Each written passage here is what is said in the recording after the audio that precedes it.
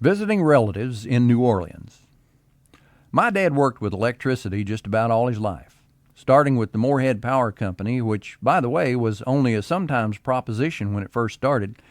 Back in those days, the power would come on about 6 a.m. and stay on until about 10 o'clock that night. So you'd better have gotten your chores done or whatever else might require that mysterious invisible stuff that made motors whir and bulbs light up, because at 10 on the dot, off she went, and there was no more until 6 the next morning. Dad told me about old man Caudle, who was known for his frugality. Not only did he have the first dime he ever earned, he probably still had the original lint from his pants pocket. Anyway, his wife somehow persuaded him to have electricity hooked up to their house. I guess she must have convinced him they could save money on kerosene for the lamps. But when his bill rolled around that first month, he hit the ceiling. Just couldn't figure out how they could have used that much electric. So he called the power company and wanted to know if they made plugs for electrical outlets. Well, what kind of plugs? Asked the man at the company.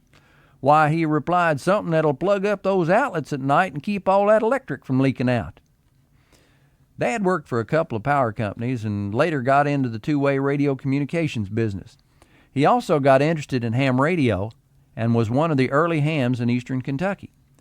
While working for the Maysville Power Company during the 1937 flood, it seems that all other floods in that area are judged by the 1 in 37, Dad and a couple of his ham radio buddies were the only communications into or out of Maysville for several days and worked day and night to relay communications to and about families. Amid all the tragic stories which came out of that time, Dad used to smile and tell me what happened several days into the flood. The Ohio River was cresting at Maysville, and it was not uncommon to see entire houses floating down the middle of the river. Such it was when the Coast Guard not only spotted a small frame house being swept downstream, but a man on the roof clinging precariously to the chimney. So at great risk to the crew, a boat was launched to effect a rescue.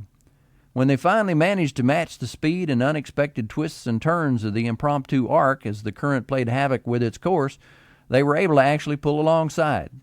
The crew knew, however, that they didn't have much time, as there were bridges only a couple of miles downstream, and when house meets bridge at flood velocity, the outcome is inevitable.